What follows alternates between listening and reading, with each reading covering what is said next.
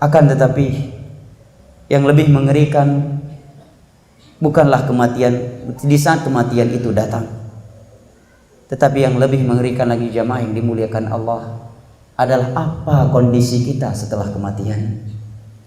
Karena setelah kematian kita langsung masuk ke dalam alam pembalasan jamaah. Alam pembalasan dengan nikmat atau pembalasan dengan azab. Tidak ada kemungkinan yang ketiga. Tidak ada lagi manfaat untuk penyesalan di masa itu, dan tidak ada lagi kesempatan untuk bertaubat lagi, beramal. Terlebih lagi yang namanya kematian, seperti yang kita sebutkan di atas tadi, selalu menghantui dan tidak dapat diprediksi. Jamaah yang dimuliakan Allah Jalla wa'ala, perjalanan kita di saat mati itu sangat mengerikan, dan setelah kematian itu jauh lebih mengerikan. Ada sebuah hadis yang sangat panjang, yang kalau kita sebutkan teks Arabnya dan terjemahannya serta pelajaran-pelajaran darinya mungkin membutuhkan daurah khusus, yaitu hadis Bara' bin Azib radhiyallahu anhu yang diriwayatkan oleh Imam Ahmad, oleh Imam Tirmidzi, oleh Imam Abu Daud dan Al-Imam Ibnu Majah. Hadis Bara' bin Azib yang menceritakan kepada kita kondisi seorang mukmin dan orang kafir ketika akan berpisah dengan dunia ini. Seorang mukmin didatangi oleh malaikat maut, kemudian malaikat-malaikat yang lainnya duduk di sekitarnya. Di saat malaikat maut akan mencabut nyawanya, malaikat-malaikat lain menghiburnya, yang Allah sebutkan di dalam beberapa ayat Al-Qur'anul Karim. Innal ladzina qalu rabbuna Allah tsumma istaqamu tatanazzalu 'alaihimul malaikatu alla takhafu wa la tahzanu wa abshiru bil jannati allati kuntum tu'adun nahnu awliya'ukum fid dunya wa fil akhirah. Sesungguhnya mereka orang-orang yang berkata, Tuhan kami, Rabb kami adalah Allah, menjalankan konsekuensinya. Mereka menyatakan diri mereka adalah hamba Allah, maka mereka pun menjalankan perintah-perintahnya dan meninggalkan larangan-larangannya. Tsumma istaqamu, kemudian mereka istiqamah, komitmen, kokoh, teguh di atas agama Allah tersebut. Maka malaikat-malaikat Allah turun kepada mereka menyatakan, abshiru, bergembiralah kalian akan surga yang telah dijanjikan kepada kalian dahulunya. Alla takhafu wa la tahzanu, enggak usah kalian khawatir terhadap apa yang akan terjadi, dan tidak usah kalian bersedih terhadap apa yang telah terjadi.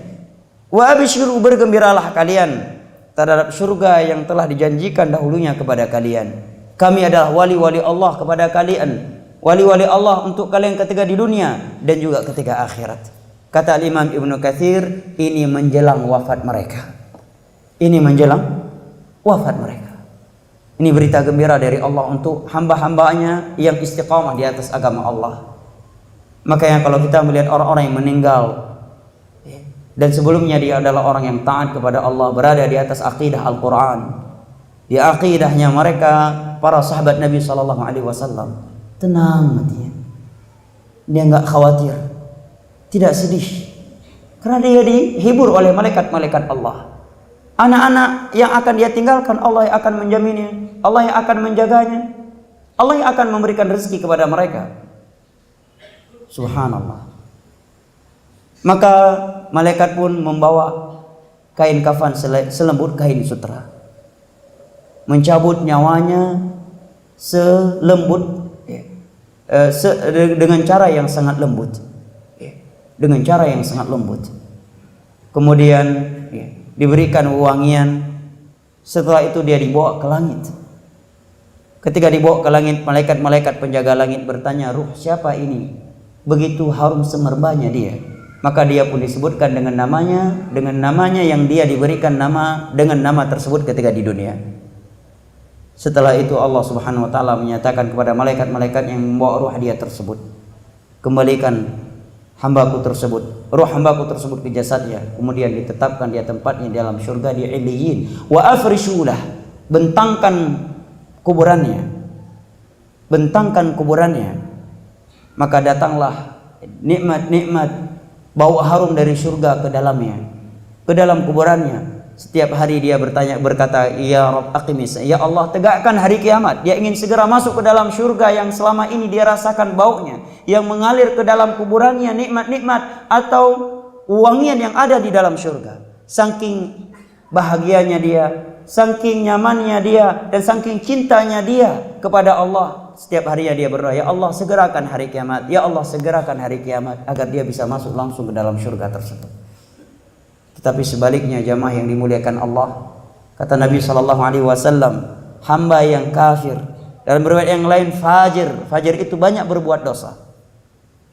Ketika menjelang wafatnya dari dunia, maka malaikat Allah Subhanahu wa taala turun setelah turunnya malaikat maut yang membawa kain-kain kafan yang sangat kasar. Dengan wajah-wajah malaikat yang sangat mengerikan. Ruh dia ditarik dari jasadnya, Nabi ibaratkan seperti ditariknya besi yang bergigi dari karung yang terbuat dari kulit yang lagi basah. Sungguh sangat sulit untuk ditarik. Seperti itulah ruhnya orang kafir dan fajir ketika ditarik oleh malaikat maut. Begitu sulitnya.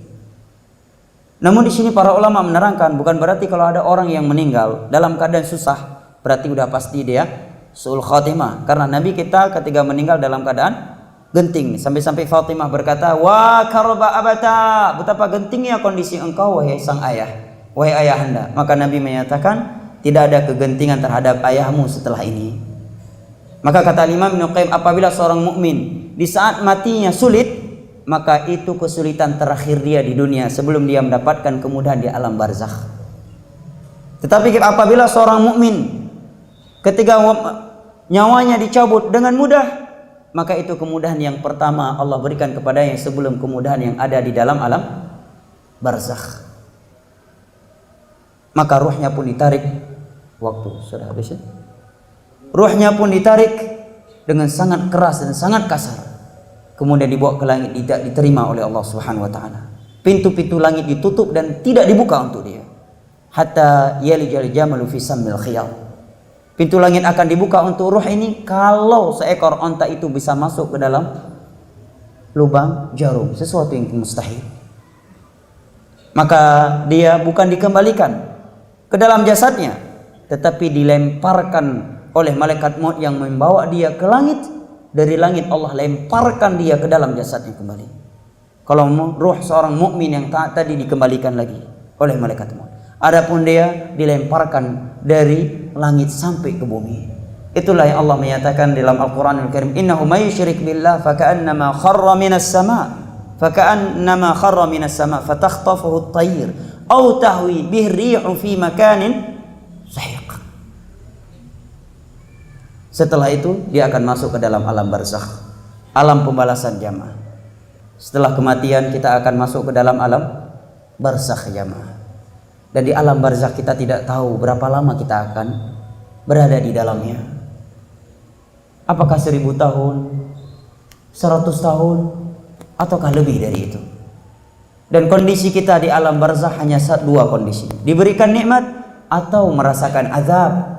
Tidak ada kemungkinan yang ketiga. Begitu mati langsung diazab atau langsung diberikan nikmat jamaah. Sampai kapan? Sampai datang hari kiamat. Berapa lama kita tidak mengetahui. Yang jelas Allah berfirman tentang sebagian umat-umat sebelumnya dengan firman-Nya, Allah Subhanahu wa taala berfirman, "An-nar yu'raduna 'alaiha ghuduwwan wa 'ashiyya." Siang dan malam kumpulan alam barzakh Fir'aun dan bala tentaranya itu berisi api. Mereka dibakar di siang hari dan di malam hari. 24 jam dibakar oleh Allah. Wa yaumal qiyamati adkhilu asyaddal 'adzab. Dan pada hari kiamat, adkhilu ala fir'auna asyaddal 'adzab. Masukkanlah Fir'aun dan bala tentaranya kepada azab yang sangat pedih. Ayat ini berada dalam Al-Quran jamaah. Al-Quran kitab apa jamaah? Kitab suci kita kaum mukminin. Hudan lil muttaqin.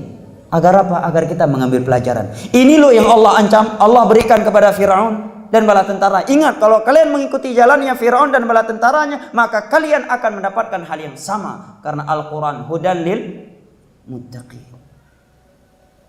Subhanallah. Di dalam beberapa hadis Nabi menyebutkan di antara azab di alam barzakh, Allah isikan kalajengking dan ular ke dalam perut mereka orang-orang yang memakan riba ketika di dunia. Orang-orang yang tidak berpuasa dengan sengaja di dunia, berbuka sebelum waktunya, mereka digantung dengan kepala ke bawah, kemudian kaki mereka ditusuk dengan besi dan mulut mereka dirobek oleh Allah Subhanahu wa taala. Di antara azab yang ada di alam barzakh, malaikat memukul seorang hamba dengan palu yang Allah berikan kepadanya sehingga hancur seluruh tulang menulangnya, kemudian dikembalikan lagi, kemudian dipukul lagi. Azab yang sangat mengerikan. Oleh karena itu, Utsman bin Affan radhiyallahu anhu ketika ziarah kuburan beliau menangis luar biasa. Hatta tabulla lihyatu, sampai-sampai jenggot beliau itu basah karena tangisan. Maka ada yang berkata kepada beliau, "Wahai Utsman, kami tidak melihat engkau menangis seperti ini ketika disebutkan tentang surga dan neraka. Kenapa ketika engkau berada di depan kuburan, engkau menangis seperti ini? Yang engkau tidak menangis seperti ini ketika disebutkan tentang surga dan neraka kepadamu?"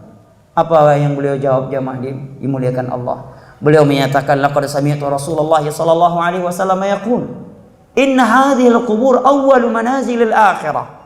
Fa inna jaminha fama ba'du aisaru min." Sesungguhnya alam barzah ini, alam kubur ini adalah jenjang pertama dari jenjang akhirat. Kalau di sini dia sudah sukses, sudah bahagia, maka setelah alam kubur pasti akan lebih mudah lagi. Kalau sudah di kuburan dia diadab, maka na'udzubillahi min dzalik. Hadis riwayat Imam Muslim rahimahullahu taala.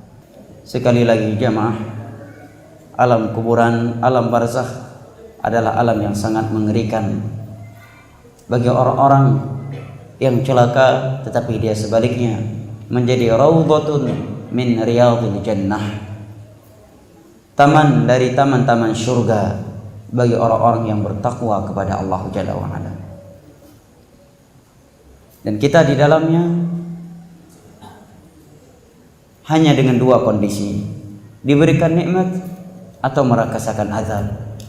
Tidak ada lagi kesempatan beramal, tidak ada lagi kesempatan bertobat. Sekalipun kita menangis mengeluarkan air mata darah, kita tidak akan dikembalikan lagi kepada Allah. Maka sebelum itu terjadi jamaah yang dimuliakan Allah, mari kita mempersiapkan diri.